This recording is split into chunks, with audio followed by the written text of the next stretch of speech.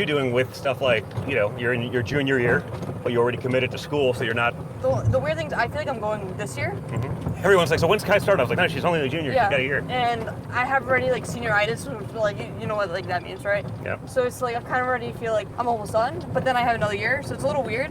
It is what it is. I'm taking that year really thinking about it as like just another year to practice, another year to get better and stronger, and definitely need to get stronger, because when I went to UMiami, one of the girls were they were doing one-legged squats with the bar on their back, but there was 35s on both sides, and I can only do one-legged squats with just the bar, so then that really opened my eyes, like I gotta get part stronger. of that strength is also just being able to grind it out, too, right? You gotta, also getting older, listen, I was much stronger in my 30s than I was in college, right? Yeah. And I was an athlete, whatever, for at least a while until I got basic. So, there is old man strength. That's a real thing, but you can do a lot to develop that, and also the stronger you are, the more you can handle the grind of the day-to-day, right? Because that's what some people can't do. There's also going to be more experience, more tournaments, more important tournaments. The pressure is what matters, right? Yeah. I learned a lot more by actually putting yourself in real pressure then, and if you can handle pressure, that's a whole game changer. There's, how many guys are, they're great on the driving range.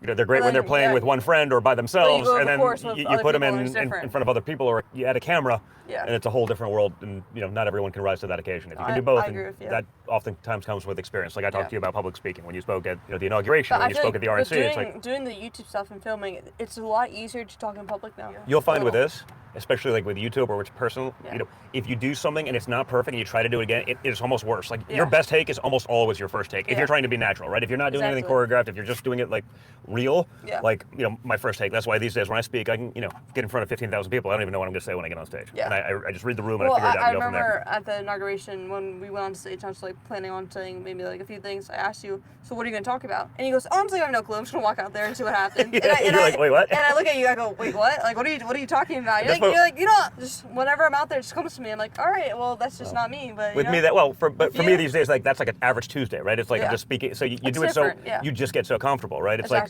a cage fighter.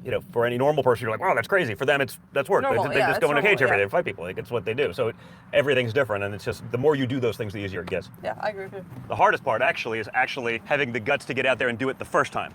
Yeah. Right, and follow up, or even if it's not perfect, to do it again and again. After doing the RNC, a lot of things made it like speaking in class, doing like presentations, then doing the speech. Well, you spoke at one of the largest stages maybe anywhere in the world, and so if you crushed it, and if you can do that, as difficult as it is, you have that ability. Some people never get comfortable with it. Like if I didn't get comfortable public speaking, I couldn't do what I do, right? Yeah. Because you'd be miserable and nervous all day for the rest of your life. I feel like I'm not a person that gets very like nervous and anxious. Like I'm very calm and like laid back. Where like that's you are.